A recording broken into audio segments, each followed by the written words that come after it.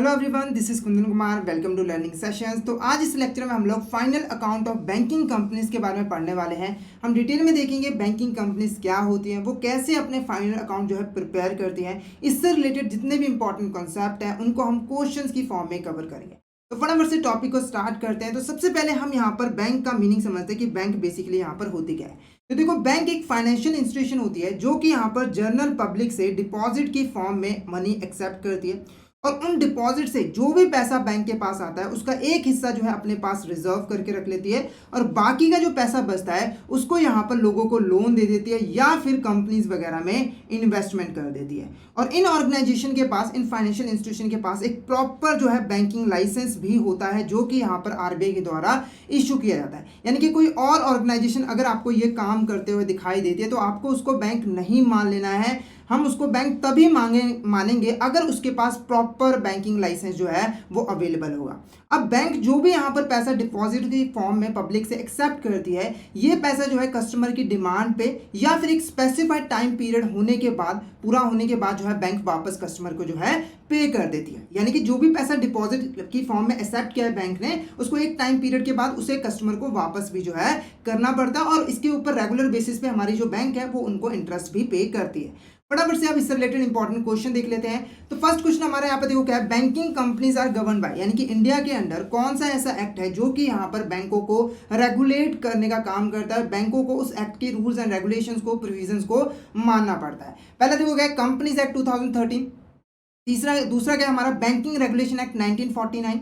तीसरा क्या है, reserve Bank of India act 1934 या फिर नन ऑफ द अबव। तो यहां पर मैं आपको आंसर बता दूं, option B banking regulation act 1949 is a correct answer. हालांकि जो बैंक होती है वो एक कंपनी है तो उसे यहां पर कंपनीज एक्ट 2013 के अंडर भी रजिस्टर होना पड़ता है, पर मेन जो एक्ट है वो यहां पर बैंकिंग रेगुलेशन एक्ट ही है जो कि बैंकों को इंडिया के अंडर जो है रेगुलेट करता है। नेक्स्ट देखो क्या है, final account of banking companies include, एक बैंकिंग कंपनीज के फाइनल अकाउंट में क्या क्या चीजें जो है आ जाती है। तो उससे पहले आपको यहाँ पर फाइनल अकाउंट का मीनिंग क्लियर होना चाहिए कि फाइनल अकाउंट बेसिकली होता क्या है। ठीक है, तो देखो अकाउंटिंग पीरियड के कॉन्सेप्ट के अकॉर्डिंग जो हमें अकाउंटिंग करनी होती है वो हमें एक स्पेसिफाइड पीरियड, जैसे कि मान लो 1 साल के लिए यहाँ पर करनी होती है। यानी कि हमें 1 साल बिजनेस में जितनी भी ट्रांजेक्शन होती है उसे हमें यहाँ पर सिस्टमेटिक मैनर में रिकॉर्ड करना है और जैसे ही 1 साल पूरा हो जाता है तो हमें रिकॉर्डिंग बंद करके जितनी भी ट्रांजेक्शन हमने रिकॉर्ड किया उसका हमें क्रिटिकल एग्जामिनेशन करना है, प्रॉपर एनालिसिस करना है ताकि हमें अपने बिजनेस के बारे में इंपॉर्टेंट इंफॉर्मेशन जो है मिल सके। तो इस पर्पस को पूरा करने के लिए, ठीक है, हम यहाँ पर डिफरेंट अकाउंट जो है यहाँ पर बनाते हैं ताकि उससे हम इन ट्रांजेक्शन्स की समरी बना सके और इन ट्रांजेक्शन को अच्छे तरीके से एग्जामिन कर पाए और एनालिसिस कर पाए। इन्हीं अकाउंट्स को हम यहाँ पर क्या कहते हैं, फाइनल अकाउंट्स। और ये जो अकाउंट्स होते हैं वो जनरली हमारा जो फिस्कल ईयर है, यानी कि जो हमारा अकाउंटिंग पीरियड है वो जब खत्म हो जाता है तो उसके बाद हम जो है इसको प्रिपेयर करते हैं। ठीक है, तो इसके अंदर हमारे मेनली यहाँ पर देखो एक बैलेंस शीट आ जाती है और एक हमारे यहाँ पर प्रॉफिट एंड लॉस स्टेटमेंट आ जाती है। अब देखो जो बैंकिंग कंपनीज है उन्हें भी अकाउंटिंग करनी है, उन्हें भी अपने बिजनेस के बारे में इंपॉर्टेंट इन्फॉर्मेशन चाहिए, तो वो भी फाइनल अकाउंट जो है प्रिपेयर करते हैं। तो इसीलिए नॉर्मल कंपनीज के तरीके से यहाँ पर बैंकिंग कंपनीज के फाइनल अकाउंट में भी 2 चीजें इंक्लूड होती है, बैलेंस शीट और प्रॉफिट एंड लॉस अकाउंट। ठीक है, अब ये होते क्या है, सबसे पहले बात करते हैं बैलेंस शीट। ठीक है, तो यहाँ पर देखो बैलेंस शीट एक ऐसी स्टेटमेंट होती है जिससे ऑर्गेनाइजेशन के फाइनेंशियल पोजीशन के बारे में पता लगता है कि एक ऑर्गेनाइजेशन की फाइनेंशियल पोजीशन कैसी है, वो फाइनेंशियली कितना स्टेबल है, कितना स्ट्रांग है या फिर कितना वीक है। अब ऐसा क्यों होता है, क्योंकि देखो इस स्टेटमेंट के अंदर हम क्या करते हैं, कंपनीज की जितनी भी एसेट्स होती हैं, लायबिलिटीज होती है, उनको हम यहाँ पर शो करते हैं जिससे हमें फाइनेंशियल पोजीशन के बारे में पता लग जाता है। तो इसका पर्पस क्या होता है, फाइनेंशियल पोजीशन को जानना। उसके बाद सेकंड देखो क्या है, प्रॉफिट एंड लॉस स्टेटमेंट। ठीक है, तो इससे हम यहाँ पर कंपनीज की प्रॉफिटेबिलिटी चेक करते हैं कि एक पर्टिकुलर कंपनी कितना यहाँ पर जो है प्रॉफिट कमा रही है। अब इसमें हम बेसिकली क्या करते हैं, जितने भी हमारे एक्सपेंसेस होते हैं, रेवेन्यूज होते हैं, उसको हम शो करते हैं और उनको आपस में कंपेयर करते हैं और यहाँ पर प्रॉफिट एंड लॉस अकाउंट जो है कैलकुलेट करते हैं। क्लियर है, तो बैंक भी यहाँ पर इन दोनों स्टेटमेंट्स को बनाता है ताकि वो अपने बिजनेस के बारे में इंपॉर्टेंट इन्फॉर्मेशन जो है गेन कर सके। नेक्स्ट देखो क्या है, what is the primary purpose of preparing the final accounts of banking companies. यहाँ पर जो बैंकिंग कंपनीज है उनका प्राइमरी पर्पस क्या होता है फाइनल अकाउंट्स को बनाने का? तो पहला देखो क्या है, to calculate the market value of the company shares, यानी कि कंपनी के शेयर्स की मार्केट में क्या वैल्यू है उसको कैलकुलेट करने के लिए, या फिर to provide information about the company's financial position and performance, या फिर to determine the company's tax liability, या फिर to comply with the legal requirement. तो आंसर देखो यहाँ पर option B is the correct answer, to provide information about the company financial position and performance. इसमें financial position के बारे में जानना चाहते हैं और परफॉर्मेंस कहती है यानी कि प्रॉफिट कितना यहाँ पर कमा रही है, उसके लिए हम जो है फाइनल अकाउंट जो है प्रिपेयर करते हैं। ठीक है, अब ये देखो यहाँ पर आपको लग रहा है ये भी तो हमारा ऑब्जेक्टिव्स है, इसके लिए भी तो हम लोग यहाँ पर बनाते हैं। तो क्वेश्चन पूछा था प्राइमरी पर्पस, देखो प्राइमरी पर्पस हमारा ये होता है, इसके बाद जब हम इसको स्टेटमेंट्स को बना लेते हैं तो ये जो इन्फॉर्मेशन है वो हम यहाँ पर कैलकुलेट जो है कर पाते हैं, यानी कि कंपनी के शेयर्स की वैल्यू जाननी है तो वो हम पता कर पाते हैं, टैक्स लायबिलिटी जाननी है तो वो हम पता कर पाते हैं, लीगल रिक्वायरमेंट के साथ भी हम कंप्लाई कर पाते हैं। पर जो हमारा प्राइमरी पर्पस होता है वो यही होता है कि बिजनेस के बारे में इंपॉर्टेंट इन्फॉर्मेशन को गेन किया जा सके। क्लियर है? नेक्स्ट क्वेश्चन देखो यहाँ पर, according to BR Act 1949 balance sheet of banking companies prepared in which form. ठीक है, तो सबसे पहले क्वेश्चन का मतलब समझाओ। देखो जो BR एक्ट है ना वो यहाँ पर बैंकों को रेगुलेट करता है, इसीलिए जो फाइनल अकाउंट का जो फॉर्मेट होगा, कैसे फाइनल अकाउंट जो है बैंक के प्रिपेयर किए जाएंगे, उसका फॉर्मेट जो है हमें यहाँ पर BR एक्ट जो है प्रोवाइड करता है। BR एक्ट के जो हमारा यहाँ पर थर्ड शेड्यूल है उनके अंदर एक प्रॉपर फॉर्मेट है जिसके अंदर बैंकिंग कंपनीज अपने बैलेंस शीट को प्रिपेयर करेगी और यहाँ पर अपने प्रॉफिट एंड लॉस अकाउंट को जो है यहाँ पर बनाएगी। ठीक है, दोनों के लिए एक यहाँ पर स्पेसिफिक फॉर्म जो है प्रोवाइड किया है। तो यहाँ पर बोला गया है कि बैलेंस शीट के लिए कौन सा फॉर्म है, पहला फॉर्म बी, दूसरा फॉर्म ए, तीसरा फॉर्म सी या फिर फॉर्म डी। तो आंसर क्या होगा यहाँ पर, ऑप्शन है form A is a correct answer. क्या है, form A is a correct answer. Balance sheet को फॉर्म ए के फॉर्मेट के अकॉर्डिंग जो है प्रिपेयर करना होता है, और जो यहाँ पर फॉर्म बी है ये हमारा गिवन है प्रॉफिट एंड लॉस अकाउंट के लिए। ठीक है, तो बैंकिंग कंपनीज को इन्हीं फॉर्मेट को फॉलो करके अपने फाइनल अकाउंट जो है प्रिपेयर करने होते हैं। अब फटाफट से एक बार देख लेते हैं कि फॉर्म ए के अंदर हमारा बैलेंस शीट का फॉर्मेट क्या होता है। तो देखो नॉर्मल कंपनीज की तरीके से हमारा जो बैंकिंग कंपनीज का बैलेंस शीट होता है वो भी दो पार्ट्स में डिवाइडेड होता है, पहला कैपिटल लायबिलिटी और दूसरा हमारा यहाँ पर क्या होता है, एसेट है। इसमें हम जितनी भी बैंकिंग कंपनीज की लायबिलिटी होती है वो शो करते हैं, उनका टोटल करते हैं, उसके बाद जितनी भी एसेट्स होती हैं उनका हम यहाँ पर टोटल जो है करते हैं। क्लियर है? अब फॉर्मेट देखो क्या होता है, सिंपली देखो हमारा यहाँ पर सबसे पहले पर्टिकुलर्स होते हैं जिसमें हम डिटेल्स देते हैं कि हमारी कैपिटल कितने हैं, रिजर्व एंड सरप्लस कितना है। उसके बाद यहाँ पर हमारा शेड्यूल होता है। शेड्यूल क्या होता है, देखो जो नॉर्मल बैलेंस शीट हमने की थी उसमें क्या था, एक नोट नंबर था जिसमें हम लोग क्या करते थे, जो भी हमारा पर्टिकुलर्स है उसकी डिटेल इन्फॉर्मेशन जो है प्रोवाइड करते हैं। तो यहाँ पर देखो हम बैलेंस शीट में सिर्फ वो कैपिटल का जो टोटल है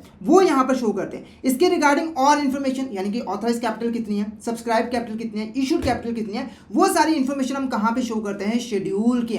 क्लियर है आपको? उसके बाद यहाँ पर देखो करंट ईयर के हमारे फिगर्स होते हैं, उसके बाद हमारे यहाँ पर प्रीवियस ईयर के फिगर्स जो है होते हैं। तो यहाँ पर आप एक एक करके इनमें जो कंटेंट लिखा है उसके बारे में यहाँ पर समझ लेते हैं। तो पहला हमारे यहाँ पर देखो क्या है, कैपिटल। कैपिटल का मतलब आप लोगों को पता है ये हमारा ऑनर्स का पैसा होता है, शेयर कैपिटल का पैसा होता है, जितना पैसा ऑनर्स ने लगाया होता है शेयर्स को परचेज करके। इसके साथ हमारे यहाँ पर जो शेड्यूल डी करता है वो क्या है, हमारा यहाँ पर शेड्यूल 1। उसके बाद नेक्स्ट देखो क्या है, रिजर्व एंड सरप्लस। अब देखो आप लोगों को पता है कि जो कंपनीज होती हैं जब भी वो प्रॉफिट कमाती है तो उस प्रॉफिट का कुछ हिस्सा अपने पास रिजर्व करके रख लेती है ताकि फ्यूचर में अगर कोई कंटीजेंसी आती है तो उसको उससे रिकवर हुआ जा सके।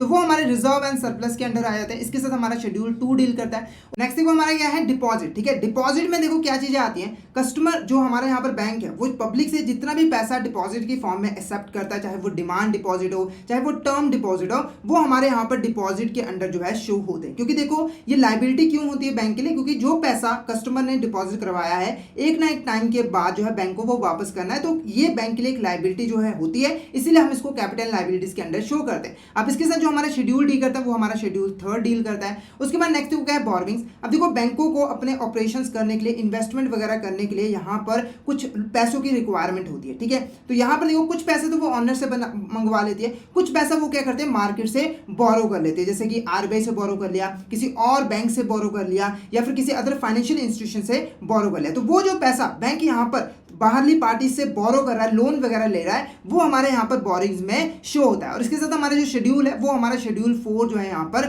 शो होता है। क्लियर है? उसके बाद नेक्स्ट क्या है, अदर लायबिलिटीज एंड प्रोविजन। अब देखो कोई भी ऐसी लायबिलिटी जो कि बैंक की है जो इन चारों में यहाँ पर शो नहीं हुई है वो हमारी अदर लाइबिलिटीज एंड प्रोविजन के अंडर जो है आ जाती है। जैसे एग्जांपल के लिए मैं आपको बता दूं, बिल्स पेबल, ठीक है, ये क्या है, बिल्स पेबल, यानी कि बैंक ने किसी कस्टमर के बिहाफ पे जो भी यहाँ पर बिल्स को एक्सेप्ट किया और जिसकी पेमेंट बैंक को यहाँ पर करनी है वो क्या है, बैंक के लिए एक लाइबिलिटी है, ठीक है। अब देखो ये जो लाइबिलिटी है ना तो बोरोविंग्स है ना ही वो डिपॉजिट है, ठीक है ना, कैपिटल तो वैसे ही नहीं है ना, तो वो हमारी यहाँ पर कहाँ पे शो हो जाएगी, अदर लाइबिलिटीज में जो है यहाँ पर शो हो जाएगी। ऐसे ही बैंकों को कई तरह की प्रोविजंस क्रिएट करनी पड़ती है, जैसे कि प्रोविजन फॉर डाउटफुल डेट्स वगैरह, वो जो है यहाँ पर हमारे प्रोविजंस में शो होते हैं और इसके साथ हमारा जो शेड्यूल है, शेड्यूल 5 जो है डील करता है। तो यहाँ पर हमारे सारी की सारी जो लाइबिलिटीज हैं वो बैंकिंग कंपनीज की शो हो जाती हैं। इसके बाद हम इसका यहाँ पर जो है टोटल कैलकुलेट कर लेते हैं। उसके बाद नेक्स्ट देखो क्या है, एसेट शुरू हो जाते हैं। अब बैंकों की देखो कुछ एसेट्स भी तो होती है ना, वो लाइबिलिटीज के पैसे से बैंक क्या करती है, अपने एसेट्स को क्रिएट करती है, ठीक है। तो यहाँ पे देखो पहली जो चीज एसेट में आती है वो क्या होती है, cash and balances with reserve Bank of India. देखो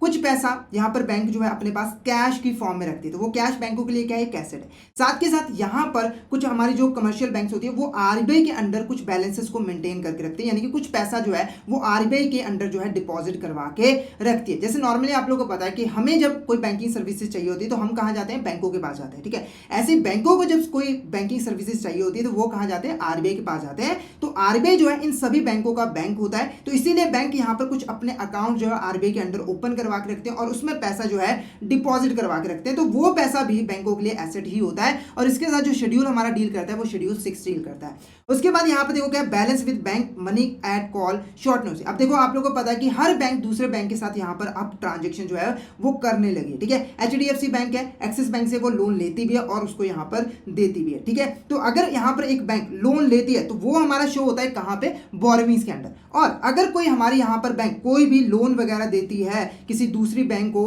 और उसके अंडर कोई डिपॉजिट अकाउंट मेंटेन करती है तो वो हमारा यहाँ पर किसमें शो होता है, balances with bank and money at call short notice. और इसके साथ हमारा कौन सा शेड्यूल डील करता है, शेड्यूल 7 जो है इसके साथ डील करता है। उसके बाद नेक्स्ट हो गया इन्वेस्टमेंट। जैसे कि मैंने आपको स्टार्टिंग में बताया था कि जो हमारी बैंक है वो दो तरह के मेन काम करती है, एक लोन्स देना और यहाँ पर इन्वेस्टमेंट करना। तो इसके अंदर वो सभी इन्वेस्टमेंट आ जाते हैं जो कि यहाँ पर बैंकिंग कंपनी ने डिफरेंट कंपनीज की सिक्योरिटीज में, जैसे कि इक्विटी शेयर्स हो गया, प्रेफरेंस शेयर्स हो गया, डिबेंचर्स हो गए, वो सारी हमारी इसमें जो है इंक्लूड हो जाती है। साथ के साथ गवर्नमेंट सिक्योरिटीज भी इसके अंदर जो है आ जाती है। और इसके साथ जो हमारा शेड्यूल डील करता है वो शेड्यूल 8 जो है डील करता है। उसके बाद नेक्स्ट हो गया एडवांसेस, ठीक है। एडवांसेस में वो सभी लोन आ जाते हैं जो कि एक बैंक यहाँ पर प्रोवाइड करता है, चाहे वो हमारे यहाँ पर टर्म लोन्स आ जाए या फिर हमारे यहाँ पर डिमांड लोन आ जाए। देखो बैंक जो भी यहाँ पर लोन्स प्रोवाइड करता है वो मेनली दो तरह के होते हैं, एक टर्म लोन जो कि एक फिक्स टाइम पीरियड के लिए दिया जाता है और एक यहाँ पर डिमांड लोन जो कि यहाँ पर जिसका कोई फिक्स टाइम पीरियड नहीं होता, बैंक जो है उसको डिमांड पे ही वापस जो है ले लेता है, ठीक है। तो टर्म लोन्स में आप लोगों को पता है जो ज़्यादा टाइम पीरियड के लिए, जैसे कि कोई बड़ी बड़ी इन्वेस्टमेंट करनी हो तब हमें लोन जो है टर्म लोन्स की फॉर्म में मिलता है। और कई बार क्या होता है कि हमें अपनी डे टू डे एक्टिविटीज़ को परफॉर्म करना होता है तो हम यहाँ पर बैंक से जो है ओवरड्राफ्ट फैसिलिटी वगैरह ले लेते हैं, कैश क्रेडिट फैसिलिटीज़ वगैरह ले रहे हैं, तो वो हमारे यहाँ पर डिमांड लोन के अंडर आ जाते हैं। तो ये सारे लोन्स हमारे यहाँ पर कहाँ पे शो होते हैं, एडवांसेस के अंडर शो होते हैं। और इसके साथ जो हमारा शेड्यूल डील करता है वो हमारा शेड्यूल 9 जो है डील करता है। उसके बाद नेक्स्ट देखो हमारे यहाँ पर क्या है, फिक्स एसेट। क्या हमारे यहाँ पर फिक्स एसेट। फिक्स एसेट देखो अब बैंकों को अपना काम करने के लिए, अपना बिजनेस करने के लिए कुछ यहाँ पर एसेट्स की रिक्वायरमेंट भी होती है, जैसे कि प्राइमेसिस हो गए, फर्नीचर हो गए, कंप्यूटर एक्सेसरीज हो गई, तो वो सारी हमारी इसमें जो है फिक्स एसेट की कैटेगरी में आ जाती है। और इसके साथ जो हमारा शेड्यूल डील करता है वो हमारा शेड्यूल 10 जो है डील करता है। इसके बाद हमारी यहाँ पर कुछ अदर एसेट्स भी आ जाती हैं, ठीक है। जो एसेट्स हमारी इसके अंडर नहीं आती है वो हमारी अदर एसेट्स में जो है इंक्लूड की जाती है, बैंक इसके अंडर उसको शो करता है। जैसे बेस्ट एग्जांपल आपको दूं यहाँ पर नॉन बैंकिंग एसेट, ठीक है। यहाँ पर बैंकों ने अपने जो लोन दिए होते हैं, जब वो लोन की रीपेमेंट बायर नहीं कर पाता है, कस्टमर नहीं कर पाता है, तो बैंक जो सिक्योरिटी दी होती है एसेट की उसे एक्वायर कर लेता है, ठीक है। तो वो जो एसेट होती है वो बैंकों की नहीं होती है, तो वो उसको कहाँ पे शो कर देते हैं, अदर एसेट की फॉर्म में यहाँ पर शो कर देते हैं। तो ये एग्जांपल थी हमारे यहाँ पर अदर एसेट की। और इसके साथ जो हमारा शेड्यूल डील करता है वो हमारा शेड्यूल 11 जो है डील करता है। नेक्स्ट देखो हमारे यहाँ पर कंटीजेंट लाइबिलिटी, बैलेंस शीट के लास्ट में, ठीक है, हम यहाँ पर कंटीजेंट लाइबिलिटीज को शो करते हैं जितनी भी यहाँ पर बैंक्स की होती हैं। अब ये कंटीजेंट लाइबिलिटीज बेसिकली होती क्या है, ठीक है। तो ये ऐसी लाइबिलिटी है जिसकी पेमेंट जो है किसी फ्यूचर इवेंट पे जो है डिपेंड करती है। अगर वो फ्यूचर इवेंट हो जाता है तो बैंक को इसकी पेमेंट करनी पड़ती है, अदरवाइज उसको यहाँ पर पेमेंट करने की जरूरत नहीं होती है। इसीलिए हम इसको बैलेंस शीट के अंदर नहीं, लास्ट में फुट नोट पे यहाँ पर शो करते हैं। अगर मैं इसकी एक एग्जाम्पल दूं, मान के चलो एक यहाँ पर बैंक है हमारा, ठीक है, उसने अपने यहाँ पर कस्टमर की जो है गारंटी दी है कि ये जो है टाइमली पेमेंट जो है कर देगा। ठीक है, तो यहाँ पर देखो अगर कस्टमर जो है टाइमली पेमेंट नहीं करता है, ये यहाँ पर जो है डिफॉल्ट करता है पेमेंट में, तब यहाँ पर जाकर बैंक जो है पेमेंट करेगा, अदरवाइज बैंक को पेमेंट करने की जरूरत नहीं है। तो यहां पर देखो हमारा फ्यूचर इवेंट क्या है, यहां पर कस्टमर का डिफॉल्ट करना। अगर कस्टमर डिफॉल्ट करेगा तो जो पैसा है वो बैंक को, सामने वाली पार्टी को जिसके साथ प्रॉमिस किया था, गारंटी दी थी बैंक ने, उसको यहां पर पे करना पड़ेगा। अगर ये इवेंट नहीं होता है यानी कि डिफॉल्ट नहीं होता है तो बैंक को यहां पर कोई भी पैसा पे करने की जरूरत नहीं होती। तो ये हमारी कंटीजेंट लायबिलिटी के अंडर आती है और इसके साथ जो हमारा शेड्यूल डील करता है वो हमारा शेड्यूल 12 जो है डील करता है। तो यहां पर आपको पूरा फॉर्मेट जो है क्लियर हो गया होगा। अब फटाफट से इससे रिलेटेड जितने भी इंपॉर्टेंट क्वेश्चन है वो हम यहां पर देख लेते हैं। यहां पर देखो नेक्स्ट क्वेश्चन हमारा, which of these are the liabilities of a banking company, इसमें से कौन सी हमारी यहां पर लाइबिलिटीज होती हैं बैंकिंग कंपनीज की। पहली देखो क्या है, कैपिटल, दूसरी क्या है बोरोविंग्स, तीसरा क्या है डिपॉजिट, चौथा क्या है यहाँ पर एडवांसेस। ठीक है, तो यहाँ पर मैं आपको आंसर बता दूं, कैपिटल हमारी यहाँ पर लाइबिलिटी होती है बैंकों की, क्योंकि शेयर होल्डर्स का पैसा होता है, शेयर कैपिटल होती है, बैंकों को ये एक टाइम पीरियड के बाद वापस करना ही होता है। बोरोविंग्स लाइबिलिटी है जो कि यहाँ पर लोन लिया हुआ है बैंकों ने। ठीक है, उसके बाद डिपॉजिट जो पब्लिक से डिपॉजिट एक्सेप्ट किया, ये भी लायबिलिटी होती है। एडवांसेस क्या होता है, यहाँ पर जो लोन बैंकों ने दिया है तो ये तो बैंक के लिए एक एसेट होती है। तो यहाँ पर देखो option C is a correct answer, first second third is a correct answer. ये तीनों हमारी लायबिलिटीज हैं, पर चौथी हमारी यहाँ पर लायबिलिटी नहीं है बल्कि वो एक एसेट है। क्वेश्चन यहाँ पर देखो क्या है, which of the following statement regarding banks and their capital reporting are correct. जैसे कि हमने देखा था कि बैलेंस शीट के अंडर शेड्यूल 1 के अंडर जो हमारी बैंक्स हैं उनको अपनी कैपिटल को शो करना होता है। ठीक है, तो यहां पर कैपिटल रिपोर्टिंग की रिगार्डिंग कौन सी स्टेटमेंट हमारे यहां पर करेक्ट है। पहले देखो क्या है, the capital as on the date of balance sheet should be shown by nationalise bank, यानी कि जो नेशनलाइज बैंक है उनको जब भी वो बैलेंस शीट प्रिपेयर करे उस समय उनका जो टोटल बैलेंस है कैपिटल का वो ही यहां पर सिर्फ शो करना होता है। तो ये स्टेटमेंट हमारी यहां पर बिल्कुल करेक्ट है। नेक्स्ट क्या है, banking companies incorporated outside India required to disclose their startup capital and deposit with the RBI should be reported, यानी कि जो हमारी यहाँ पर फॉरेन बैंकिंग कंपनीज हैं उन्होंने यहाँ पर जो भी स्टार्टअप कैपिटल जो है लेकर आए थे जब वो इंडिया में अपने बिजनेस को इस्टेब्लिश कर रहे थे, और उन्होंने जो भी डिपॉजिट आरबीआई के साथ मेंटेन किए हुए हैं उसे यहाँ पर शो करने की रिक्वायरमेंट है। तो ये भी स्टेटमेंट हमारी यहाँ पर बिल्कुल करेक्ट है। नेक्स्ट क्या है, authorised capital, issued capital, subscribe capital, called up capital and paid up capital for other Indian banks should be given separately, यानी कि नेशनलाइज बैंक्स के अलावा जितनी और हमारी इंडियन बैंक्स हैं उनको जो है यहाँ पर अलग अलग ऑथराइज कैपिटल अलग शो करनी पड़ेगी, इशू कैपिटल अलग शो करनी पड़ेगी और सब्सक्राइब कैपिटल यहाँ पर अलग शो करनी पड़ेगी, यानी कि पूरी डिटेल जो है यहाँ पर कैपिटल की देनी पड़ेगी। तो ये भी स्टेटमेंट हमारी बिल्कुल करेक्ट है। तो all of the above is the correct answer, all of the above is the correct answer. Next question यहाँ पर देखो क्या है, deposits are related with which schedule, यानी कि हमारा जो डिपॉजिट्स है जो कि हम बैलेंस शीट के अंडर शो करते हैं उसके साथ कौन सा शेड्यूल हमारा डील करता है।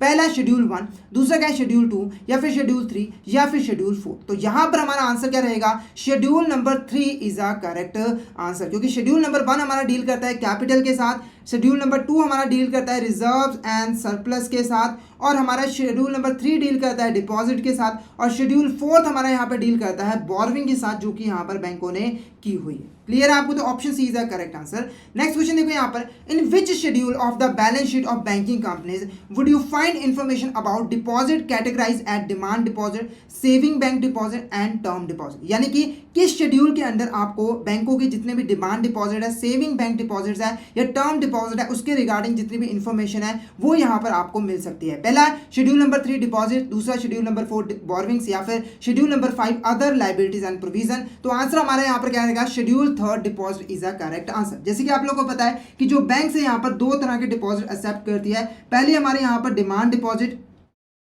और दूसरी हमारी यहाँ पर डिमांड डिपॉजिट और दूसरी हमारी यहाँ पर क्या है टर्म डिपॉजिट। ठीक है, डिमांड डिपॉजिट ऐसे डिपॉजिट होते हैं जो कि कस्टमर की डिमांड पे पेबल होते हैं, यानी कि कस्टमर जब यहाँ पर डिमांड कर रहा है तो बैंकों को ये पैसा जो है यहाँ पर पे करना पड़ता है। जैसे एग्जांपल के लिए हमारे क्या हो गए यहाँ पर करंट अकाउंट, जितने भी हमारे करंट अकाउंट होते हैं वो हमारे यहाँ पर डिमांड डिपॉजिट के अंडर जो है आते हैं। ऐसे ही हमारे सेविंग बैंक डिपॉजिट वो भी हमारे डिमांड डिपॉजिट के अंडर ही आ जाते हैं। टर्म डिपॉजिट में क्या आते हैं, ऐसे डिपॉजिट जो कि एक फिक्स टाइम पीरियड के लिए जो है हम डिपॉजिट जो है वो करवाते हैं बैंक के पास, जैसे कि एग्जाम्पल से हमारे फिक्स डिपॉजिट हो गए या फिर हमारे आरडी हो गए। ठीक है, तो बैंकों को ये जितने भी डिपॉजिट है वो कहाँ पे शो करते हैं, उनको यहाँ पर शेड्यूल 3 डिपॉजिट के अंडर वहाँ पे शो करते हैं। तो इसके रिगार्डिंग जितनी भी इंफॉर्मेशन है वो हमें वहाँ पर मिल सकती है। नेक्स्ट क्वेश्चन यहाँ पर देखो, the schedule of borrowing in the balance sheet of banking companies include details of, यानी कि जो हमारे यहाँ पर बोरोविंग शेड्यूल है बैंकों का, है ना, बैलेंस शीट के अंदर हम जो यहाँ पर शो करते हैं शेड्यूल नंबर 4 के अंदर, तो उसमें कौन कौन सी इंफॉर्मेशन हमें यहाँ पर मिल जाती है। पहले देखो क्या, loans and advances granted to the customer, दूसरा borrowing from Reserve Bank of India, तीसरा बोरोविंग फ्रॉम अदर बैंक्स,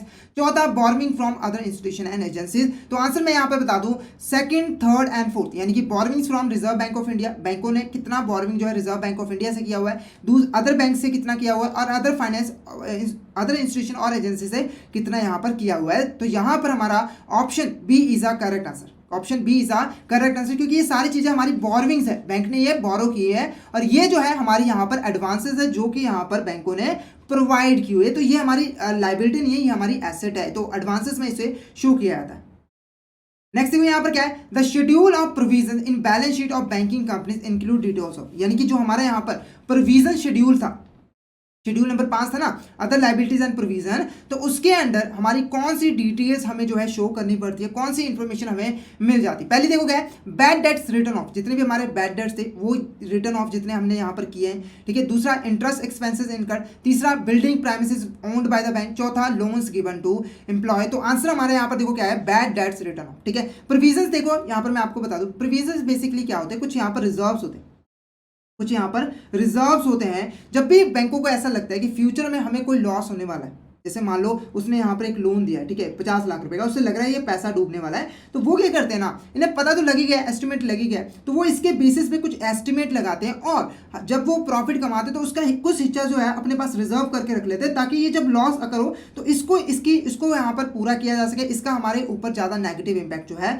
ना पड़ सके। तो ऐसे ही जो बैड डेट्स होते हैं उसके लिए भी हम प्रोविजंस क्रिएट करते हैं, और इसकी सारी इन्फॉर्मेशन हमें जो है प्रोविजन शेड्यूल के अंडर जो है मिल जाती है। तो यहाँ पर ऑप्शन है bad debt return of is a correct answer, क्योंकि ये हमारा रिलेटेड होता है बैड डेट्स प्रोविजंस के साथ। नेक्स्ट देखो यहाँ पर क्या है, the schedule of investment in the balance sheet of banking companies includes details about, ठीक है। तो यहाँ से हमारा जो है एसेट का पोर्शन जो है स्टार्ट हो जाता है, क्या है, एसेट का पोर्शन जो है स्टार्ट हो जाता है। तो यहाँ पर जो हमारा इन्वेस्टमेंट शेड्यूल है, जो हमारा इन्वेस्टमेंट शेड्यूल है, उसके अंदर हमें कौन कौन सी डिटेल जो है मिल जाती है, बैंकिंग कंपनीज को उसके अंदर कौन कौन सी इंफॉर्मेशन जो है यहाँ पर शो करनी पड़ती है। सबसे पहले देखो इसके साथ जो हमारा शेड्यूल डील करता है वो हमारा शेड्यूल 8 जो है डील करता है, क्योंकि देखो इसके ऊपर भी क्वेश्चन जो है वो बनते हैं, तो आपको शेड्यूल्स के बारे में अच्छे से नॉलेज होनी चाहिए, ठीक है। अब कौन कौन सी इंफॉर्मेशन होती है, पहले देखो क्या है, investment and bills, cash credit and terms loan, यहाँ पर जो भी इन्वेस्टमेंट जो है बिल्स में की हुई है, बिल्स पेबल में की हुई है, कैश क्रेडिट में की हुई है, या फिर टर्म लोन्स में की हुई है, ये हमारा शो होता है। या फिर इन्वेस्टमेंट इन प्राइमिसेस फर्नीचर फिक्चर्स, जो भी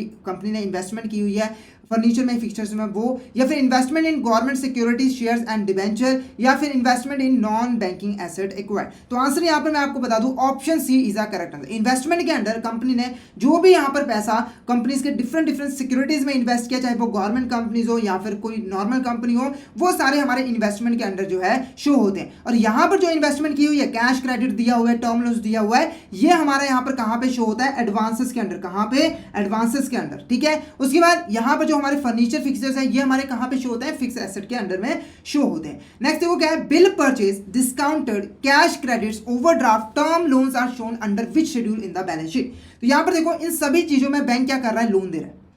देखो जब भी कोई बैंक यहाँ पर बिल परचेज करता है तो वो क्या करता है, जो भी हमारा पर्सन बिल ऑफ एक्सचेंज लेके आया होता है तो उसको वहाँ पर इमीडिएट जो है यहाँ पर पेमेंट दे देता है। जैसे मान के चलो यहाँ पर एक XYZ लिमिटेड कंपनी थी, इसको एक यहाँ पर बिल था जिसकी पेमेंट जो है वो 3 महीनों के बाद जो है मिलनी थी। ये आज बैंक के पास गया और बैंक ने इस बिल ऑफ एक्सचेंज को क्या कर लिया, यहाँ पर परचेज कर लिया या फिर डिस्काउंट कर लिया। तो उसने क्या किया, इसके लिए इस XYZ लिमिटेड को जो है 3 महीने पेमेंट पहले दे दी, यानी कि इसको 3 महीने का लोन जो है यहाँ पर प्रोवाइड कर दिया। ऐसे कैश क्रेडिट और ओवरड्राफ्ट में बैंक लोन प्रोवाइड करता है, एडवांस प्रोवाइड करता है, टर्म लोन्स में भी यही करता है। तो यहां पर देखो आंसर हमारा option B advances is a correct answer. इनको हम एडवांसेस के अंडर जो है यहां पर शो करते हैं। क्लियर है आपको। नेक्स्ट देखो यहां पर क्या है, नेक्स्ट क्वेश्चन हमारा यहां पर other assets are related with which schedule. जो हमारे यहाँ पर अदर एसेट्स है वो यहाँ पर किस शेड्यूल के साथ यहाँ पर रिलेटेड होता है, और शेड्यूल नंबर 9, शेड्यूल नंबर 10 या फिर शेड्यूल नंबर 11 या फिर शेड्यूल नंबर 12। तो आंसर यहाँ पर बता दो schedule number 11 is a correct answer. Other assets के अंदर वो एसेट्स आ जाते हैं जो कि हमारे बाकी जो हमने एसेट्स की कैटेगरीज बनाई थी उसके अंडर शो जो है नहीं होती है। क्लियर है आपको? जैसे एग्जांपल के मैंने आपको बताया था ना, नॉन बैंकिंग एसेट, ऐसी एसेट जो कि यहाँ पर बैंकों को अपने लोन्स के अगेंस्ट, क्लेम्स के अगेंस्ट जो है यहाँ पर मिली होती है। जब बायर जो है लोन की पेमेंट नहीं कर पाता तो बैंक जो है इन एसेट्स को एक्वायर कर लेती ताकि इनको बेचकर वो जो है अपने लोन का पैसा रिकवर कर सके। तो ये जो एसेट्स है वो बैंकों की एसेट नहीं होती है, तो ये हमारा शो होता है अदर एसेट के अंडर और शेड्यूल नंबर 11 के अंडर। क्लियर है? नेक्स्ट देखो यहाँ पर क्या है, विच item is included in schedule number 11 other assets of the balance sheet of a banking companies. इसमें से कौन से ऐसे आइटम है जिसको हम यहाँ पर शेड्यूल नंबर 11 यानी कि अदर एसेट्स के अंडर जो है शो करते हैं? पहले देखो क्या, नेट इंटर ऑफिस एडजस्टमेंट, दूसरा क्या है अक्रूड इंटरेस्ट, तीसरा क्या है एडवांस टैक्स पेड, चौथा क्या है नॉन बैंकिंग एसेट एक्वायर्ड। तो आंसर यहाँ पर पहले मैं आपको बता दूं, option D first second fourth is a correct answer. इन सभी को हम यहाँ पर जो है शेड्यूल 11 के अंडर शो करते हैं। अब एक एक करके इनके बारे में जान लेते हैं। तो पहला देखो क्या है, नेट ऑफिस एडजस्टमेंट। ये क्या होता है? जैसे कि आप लोगों को पता है कि आजकल जो है हर बैंकों की यहाँ पर मल्टीपल ब्रांचेस जो है वो काम कर रही होती है। जैसे मान के चलो HDFC बैंक है, उसकी 3 ब्रांचेस है, दिल्ली में, पंजाब में और यहाँ पर हरियाणा में, ठीक है। और आप लोगों को पता है कि आजकल हर ब्रांच है दूसरे के साथ यहाँ पे ट्रांजेक्शन जो है वो करती है, ठीक है। तो यहाँ पर देखो, ये जब ट्रांजेक्शन होती हैं, जब इनको सेटअप किया जाता है तो उससे क्या होता है कि एक पर्टिकुलर ब्रांच की या तो लाइबिलिटी आ जाती है कि उसे कुछ यहाँ पर पे करना है, या फिर यहाँ पर उसकी एसेट बन जाती है कि इसको सामने वाले ब्रांच से कुछ पैसा मिलना है। जैसे एग्जांपल के मान के चलो, यहाँ पर इनके बीच में 1 मंथ तक कुछ यहाँ पर ट्रांजेक्शन हुई और उनका जब सेटलमेंट किया गया तो यहाँ पर दिल्ली ब्रांच को जो है पंजाब ब्रांच से जो है 50 लाख रुपए यहाँ पर जो है मिलने थे, ठीक है। तो यहाँ पर देखो, दिल्ली ब्रांच के लिए 50 लाख रुपए क्या है, एक एसेट है। क्या है हमारे यहाँ पर? एक एसेट है जो कि पैसा इसको यहाँ पर, यानी कि उसने पैसा उससे लेना है, एक तरह का उसने लोन वगैरह यहाँ पर दिया हुआ है। और इसके लिए यहाँ पर क्या होता है, लाइबिलिटी होता है। क्या होता है? लाइबिलिटी होता है। तो इसीलिए जो हमारे यहाँ पर इंटर ऑफिस एडजस्टमेंट है ना, वो हमारी एसेट के अंडर भी शो होता है और अदर लाइबिलिटीज के अंडर भी यहाँ पर शो होता है। अभी जो 50 लाख रुपए यहाँ पर दिल्ली ब्रांच को पंजाब से मिलने हैं, दिल्ली ब्रांच अपनी बुक्स ऑफ अकाउंट में इसको यहाँ पर नेट इंटर ऑफिस एडजस्टमेंट के नाम से यहाँ पर शो करेगी। नेक्स्ट हो गया अक्रूड इंटरेस्ट। देखो, अक्रूड इंटरेस्ट क्या होता है? ऐसा इंटरेस्ट जो कि अक्रू हो चुका है, यानी कि बैंक की वो इनकम जो है हो चुकी है पर अभी उसकी यहाँ पर ड्यू डेट नहीं है। जैसे मान के चलो, यहाँ पर बैंक ने 50 लाख रुपए का यहाँ पर लोन दिया, बैंक ने यहाँ पर जो है 50 लाख रुपए का लोन दिया जिसपे वो 10% का यहाँ पर जो है इंटरेस्ट जो है चार्ज करती है। क्लियर है? अब ये जो इंटरेस्ट है वो बैंक जनरली 1 साल के बाद चार्ज करती है, यानी कि 1 साल के बाद वो पेमेंट जो है मांगते हैं। तो 1 साल का यहाँ पर इंटरेस्ट जो इसका बना वो हमारा यहाँ पर कितना बना, 5 लाख रुपए। 10% के हिसाब से 5 लाख रुपए इंटरेस्ट बना, जो कि यहाँ पर बैंक को 1 साल के बाद यहाँ पर मिलना है। उसके बाद क्या हुआ, 6 मंथ, ठीक है। जैसे ही 6 मंथ पूरा हुआ तो यहाँ पर जो हमारी बैंक है उसने अपने फाइनल अकाउंट जो है प्रिपेयर किया। अब देखो, ये जो इंटरेस्ट है वो अक्रू हो चुका है, यानी कि ये इतना पैसा जो है बैंक सामने वाली पार्टी से ले सकता है, पर इसकी ड्यू डेट कब है, 1 साल के बाद। तो ये जो इंटरेस्ट है वो बैंकों के लिए एक एसेट है और उसको वो अक्रूड इंटरेस्ट के अंडर शो करेंगे। नेक्स्ट हो गया एडवांस टैक्स पे। अगर बैंकों ने कोई एडवांस टैक्स पे किया, यानी कि मान लो 40,000 टैक्स बना था, पे उन्होंने 50,000 कर दिया, तो 10,000 रुपये का यहाँ पर क्या एडवांस टैक्स पे कर दिया, तो वो हमारे यहाँ पर क्या कहलाएगा, एडवांस टैक्स अंडर के शो होगा और अदर एसेट के अंडर शो होगा। नेक्स्ट क्या है, नॉन बैंकिंग एसेट एक्वायर्ड, तो ये तो हमारा शो होता ही है। नेक्स्ट क्वेश्चन यहाँ पर देखो क्या है, विच item is not included in the schedule 12 contingent liabilities of the balance sheet of banking companies. तो मैंने आपको यहाँ पर कंटीजेंट लाइबिलिटी के बारे में समझा दिया था। तो इसमें से कौन सी ऐसी चीज है जो कि यहाँ पर जो है नॉन कंटीजेंट लाइबिलिटीज के अंडर, यानी कि शेड्यूल 12 के अंडर शो नहीं होती? पहले क्या है, claims against the bank are not recognised as a liability. दूसरा, liabilities arising from unsettled forward exchange rate. तीसरा, guarantees provided on behalf of customer, या फिर नॉन बैंकिंग एसेट एक्वायर्ड। तो यहाँ पर देखो option D is a correct answer, क्योंकि ये जो है हमारी अदर एसेट्स के अंडर शो होती है, कंटीजेंट लाइबिलिटी के अंडर शो नहीं होती। अब एक एक करके इन तीनों का भी समझ लेते हैं कि ये कंटीजेंट लाइबिलिटी कैसे बनी। तो पहले बात करते हैं, claim against the bank are not recognised as liabilities, ठीक है। ऐसे क्लेम जो कि बैंक को लगता है कि वो हमारे क्लेम्स नहीं है, हमारी लाइबिलिटी नहीं है, ठीक है, वो हमारे यहाँ पर कंटीजेंट लाइबिलिटी के अंडर आते हैं। जैसे एग्जांपल के मान के चलो, यहाँ पर एक ए पार्टी थी, ठीक है, वो यहाँ पर बैंक को कह रही है कि मैंने ना आपको 50 लाख रुपए डिपॉजिट करवाए थे, वो मुझे यहाँ पर वापस करो। और बैंक कह रही है कि हमने आपसे कोई 50 लाख रुपए का डिपॉजिट एक्सेप्ट ही नहीं किया। तो बैंक यहाँ पर डिनाई कर रही है अपनी एक क्लेम को, जो उसे पे करना है उसको यहाँ पर डिनाई कर रही है। और इसने यहाँ पर क्या किया, इसका कोर्ट केस कर दिया। क्या कर दिया, कोर्ट केस कर दिया। अब देखो क्या है, अगर कोर्ट केस बैंक जीता तो उसको इसकी पेमेंट करने की जरूरत नहीं है, अगर कोर्ट केस ये जीत गया तो इसको बैंक को ये पेमेंट करनी पड़ेगी। तो कंटीजेंट लायबिलिटी के अंडर आ गई। उसके बाद नेक्स्ट है liabilities arising from unsettled forward exchange transaction, ठीक है। फॉरवर्ड एक्सचेंज ट्रांजेक्शन जो फ्यूचर में यहाँ पर ट्रांजेक्शन किए जाने थे बैंकों के, ठीक है। फ्यूचर में जब हम फ्यूचर में कोई डेट पर ट्रांजेक्शन करते हैं, ठीक है, तो वहां पर क्या होता है, प्राइसेस में चेंजेस आते हैं। अगर मान लो प्राइजेस बढ़ गए तो आपको ज़्यादा पे करना पड़ेगा, प्राइजेस कम हो गए तो आपको कम पे करना पड़ेगा। तो उससे अगर मान लो प्राइजेस हाई हो गए, आपकी लाइबिलिटी अराइज होगी, तो आप वहाँ पर पेमेंट आपको ज़्यादा करनी पड़ेगी। नेक्स्ट क्या है, गारंटी जो है कस्टमर के बिहाफ पर प्रोवाइड किया, अगर कस्टमर डिफॉल्ट कर रहा है तो आपको यहाँ पर पेमेंट जो है करनी पड़ेगी। नेक्स्ट देखो यहाँ पर क्या है, which financial statement of banking companies provides information about their income, expenses, net profit और लॉस। यानी कि ऐसा कौन सा फाइनेंशियल स्टेटमेंट है यहाँ पर हमारी कंपनी का, बैंकिंग कंपनी का, जिससे हमें यहाँ पर उसके जितने भी इनकम्स हुई हैं, जितने भी एक्सपेंसेस हुई हैं, जितने भी प्रॉफिट हुआ है, उसके बारे में हमें यहाँ पर नॉलेज मिल जाती है। तो पहला बैलेंस शीट, दूसरा कैश फ्लो स्टेटमेंट, तीसरा प्रॉफिट एंड लॉस अकाउंट, चौथा statement of changes in equity. तो आंसर हमारे यहाँ पर क्या रहेगा, profit and loss account is the correct answer. Profit and loss account is the correct answer. अब देखो क्योंकि कंपनीज का केस है, मैं आपको बता दूं कंपनीज को यहाँ पर प्रॉफिट एंड लॉस स्टेटमेंट जो है यहाँ पर बनानी पड़ती है। ठीक है, तो कभी अगर आपको क्वेश्चन आए कि यहाँ पर कंपनीज कौन सा अकाउंट मेंटेन करती है या फिर स्टेटमेंट, तो आंसर क्या रहेगा हमारा यहाँ पर profit and loss statement is the correct answer. तो ये हमारे यहाँ पर देखो पूरा फॉर्मेट है, फॉर्म बी, जिसके अंडर जो है पूरा फॉर्मेट दिया है बीआर एक्ट ने बैंकों को अपनी प्रॉफिट एंड लॉस अकाउंट को प्रिपेयर करने का। ठीक है, तो यहाँ पर देखो फॉर्मेट हमारा सिमिलर है, पहले पर्टिकुलर्स है, उसके बाद शेड्यूल है, ठीक है, उसके बाद हमारा करंट ईयर का है, फिर प्रीवियस ईयर का। ठीक है, अब एक एक करके यहाँ पर जान लेते हैं। पहला देखो ये जो हमारा प्रॉफिट एंड लॉस स्टेटमेंट है वो दो पार्ट्स में डिवाइडेड है। पहला क्या है यहाँ पर इनकम, और दूसरा हमारे यहाँ पर क्या है,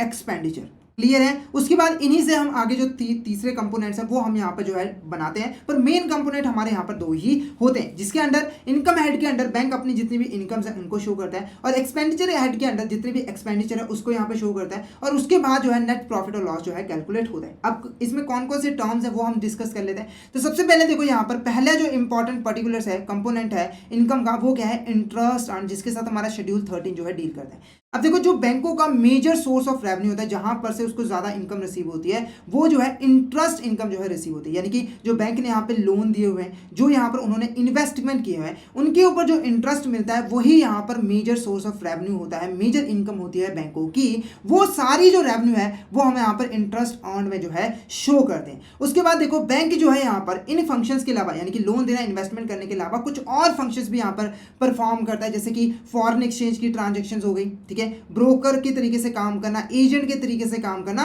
तो उस पर भी यहाँ पर उसको कुछ ना कुछ इनकम जो है रिसीव होती है, उसको हम यहाँ पर अदर इनकम में शो करते हैं। यानी कि इंटरेस्ट के अलावा जो भी इनकम रिसीव होती है वो हमारी यहाँ पर जो है शो होती है, और इसके साथ शेड्यूल जो है 14 हमारा डील करते हैं। उसके बाद देखो हम इसका यहाँ पर टोटल निकालते हैं। उसके बाद जो सेकंड पार्ट निकलता है वो हमारा क्या है, एक्सपेंडिचर। इसके अंदर देखो जैसे हमारा इंटरेस्ट अर्न एक मेजर सोर्स ऑफ रेवेन्यू था, ऐसे ही एक मेजर एक्सपेंस बैंकों का होता है इंटरेस्ट एक्सपेंस। देखो जो बैंक ने यहाँ पर डिपॉजिट एक्सेप्ट किए, जो उन्होंने बोरविंग्स किए, उसके ऊपर बैंकों को क्या पे करना पड़ता है, इंटरेस्ट पे करना पड़ता है, और ज्यादा एक्सपेंस जो है बैंकों का उसी के साथ होता है। क्लियर है, तो यहाँ पर इंटरेस्ट एक्सपेंस के अंदर जितने भी इंटरेस्ट यहाँ पर बैंकों को पे करना है, चाहे डिपॉजिट के ऊपर, चाहे उन्होंने जो बोरविंग्स की है उसके ऊपर, वो सारे हमारे इसके अंडर शो होते हैं, और इसके साथ जो शेड्यूल हमारा डील करता है वो 15 डील करता है। उसके बाद नेक्स्ट हो गया ऑपरेटिंग एक्सपेंस। अब देखो यहाँ पर बैंकों को अपना काम करने के लिए, अपने डे टू डे बेसिस पे बिजनेस ऑपरेशंस को करने के लिए कुछ खर्च करने पड़ते हैं, जैसे कि सैलरीज पे करना, ठीक है, इलेक्ट्रिसिटी पे करना, स्टाफ के वेलफेयर पे खर्च करना, उनके चाय पानी पे खर्च करना, ठीक है, ये सारे जो खर्चे होते हैं वो हमारे ऑपरेटिंग एक्सपेंसेस हेड के अंडर जो है शो किया जाता है, और इसके साथ शेड्यूल हमारा 16 जो है वो डील करता है। तो मेनली याद रखना है ऑपरेटिंग एक्सपेंसेस का मतलब जो बिजनेस ऑपरेशंस को करने के लिए बैंकों को यहाँ पर करने की रिक्वायरमेंट होती है। नेक्स्ट हो गया प्रोविजंस एंड कंटीजेंसी। इसके बाद जो प्रोविजंस वगैरह क्रिएट किए गए हैं वो यहाँ पर शो किया जाता है, और इसके साथ हमारा कोई शेड्यूल भी डील नहीं करता। उसके बाद देखो हम जब इसका कंपैरिजन कर लेते हैं तो यहाँ पर हमारा जो है नेट प्रॉफिट और लॉस जो है निकल के आ जाता है। अगर देखो हमारे इनकम ज़्यादा है, एक्सपेंडिचर कम है, तो हमारा क्या निकल के आएगा, प्रॉफिट निकल के आएगा। अगर एक्सपेंडिचर ज़्यादा है, इनकम कम है, तो लॉस निकल के आएगा। उसके बाद देखो जब हमारा पर्टिकुलर ईयर का, जिसमें हमने प्रॉफिट एंड लॉस स्टेटमेंट बनाई है, उसका जो प्रॉफिट कैलकुलेट हो जाता है, उसके बाद हम उसको क्या है, पिछले साल के जो भी प्रॉफिट एंड लॉस थे यहाँ ना, उसके साथ यहाँ पर जो है सेट ऑफ करते हैं, यानी कि लॉस है तो उसको माइनस करते हैं, और उसके बाद जो पैसा बच जाता है उसको हम यहाँ पर एप्रिसिएशन करते हैं, यानी कि हम उसको जो है अलग अलग रिजर्व्स में ट्रांसफर करते हैं, और जब पैसा बच जाता है तो डिविडेंड भी पे करते हैं। तो यहाँ पर देखो सबसे पहले कुछ यहाँ पे स्टैट्यूटरी रिजर्व्स होते हैं जो कि कंपलसरी मेंटेन करते होते हैं बैंक को, यानी कि जब भी वो प्रॉफिट कमाती है तो उसका कुछ हिस्सा कंपलसरी उनको स्टैट्यूटरी रिजर्व में ट्रांसफर जो है वो करना पड़ता है। ठीक है, बीआर एक्ट हमारा क्या कहता है, कम से कम 20% जो है स्टैट्यूटरी रिजर्व में ट्रांसफर करना जरूरी होता है बैंकों के लिए। ठीक है, तो जैसे ही प्रॉफिट कैलकुलेट होता है तो उसका एक हिस्सा जो है स्टैट्यूटरी रिजर्व में ट्रांसफर कर दिया जाता है। उसके बाद नेक्स्ट हो गया, अगर कोई और रिजर्व भी यहाँ पर बैंकों ने मेंटेन किए हुए हैं, नॉर्मल रिजर्व, तो उसमें भी पैसा को ट्रांसफर किया जाता है। उसके उसके बाद अगर फिर भी पैसा बच जाता है तो उसके बाद उसको डिविडेंड दे दिया जाता है, या फिर किसी किसी केस में गवर्नमेंट को पेमेंट भी यहाँ पर कर दी जाती है। उसके बाद अगर बैलेंस फिर भी कोई बच जाता है तो उसके बाद लास्ट में ये जो बैलेंस है वो बैलेंस शीट में जो है कैरी फॉरवर्ड जो है कर दिया जाता है। तो ये हमारा पूरा फॉर्मेट था किसका, प्रॉफिट एंड लॉस अकाउंट का। आई होप आपको यहाँ पर क्लियर हो गया होगा। अब इससे रिलेटेड कुछ क्वेश्चंस करेंगे। तो पहला देखो क्या है, विच ऑफ, ठीक है, which is not shown in the income head of the profit and loss account of the banking companies. तो मैंने आपको बताया था ना, दो हेड, इनकम हेड और एक्सपेंडिचर हेड। तो इसमें से कौन सी ऐसी आइटम है जिसको हम इनकम हेड के अंडर शो नहीं करते। पहला इंटरेस्ट ऑन, तो ये तो हमारा मेजर सोर्स ऑफ रेवेन्यू होता है जिसको हम शो करते हैं। उसके बाद क्या, प्रोविजंस एंड कंटीजेंस, ये हमारे एक्सपेंस होते हैं तो इसको हम एक्सपेंडिचर हेड के अंडर जो है शो करते हैं। उसके बाद अदर इनकम, ये भी हमारी इनकम है तो इसको हम इनकम हेड के अंडर शो करते हैं। तो यहाँ पर option B provisions and contingency is the correct answer. Provisions and contingency is the correct answer. Next देखो क्या है, which of these item is included in schedule 13 income on। इनमें से कौन सी हमारी यहाँ पर जो आइटम है वो यहाँ पर हमारे शेड्यूल 13 यानी कि इनकम अर्न्ड में इंक्लूड की जाती है, उसके बारे में हमें इंफॉर्मेशन शो करनी पड़ती है। पहले देखो क्या, interest discount earned on advances and bills, ठीक है। तो यहाँ पर देखो जब भी बैंक कोई लोन देती है तो उस पर उसको मिलता है इंटरेस्ट, ठीक है। और जब भी कोई यहाँ पर बिल को डिस्काउंट करती है बैंक, ठीक है, तो उस पर जो उसको इंटरेस्ट मिलता है उसको हम यहाँ पर डिस्काउंट कहते हैं। मीनिंग उसका सेम है, ठीक है, वो भी इंटरेस्ट ही चार्ज करती है बैंक, क्योंकि बिल को डिस्काउंट किया तो हमने नेम यहाँ पर अलग दे दिया है। तो अगर एडवांसेस दिए तो इंटरेस्ट जो रिसीव हुआ है वो, अगर हमने बिल को डिस्काउंट किया तो जो डिस्काउंट रिसीव हुआ है वो, उसको हम जो है शेड्यूल 13 के अंदर शो करते हैं। उसके बाद देखो क्या, interest on the balances held with the reserve Bank of India, यानी कि रिजर्व बैंक ऑफ इंडिया के पास जो भी बैलेंसेस हमने रखे हुए हैं उस पर जो इंटरेस्ट कमाया है उसको हम शो करते हैं। उसके बाद interest on from banks on investment, यानी कि बैंक ने जो भी खुद की इन्वेस्टमेंट की हुई है, ठीक है, उस पर जो इंटरेस्ट ऑन हुआ है उसको। तो यहाँ पर all of the above is the correct answer. ये सारे के सारे जो है हमारे इनकम अर्न के अंडर जो है शो किए जाते हैं, उसके यहाँ पर कंपोनेंट होते हैं।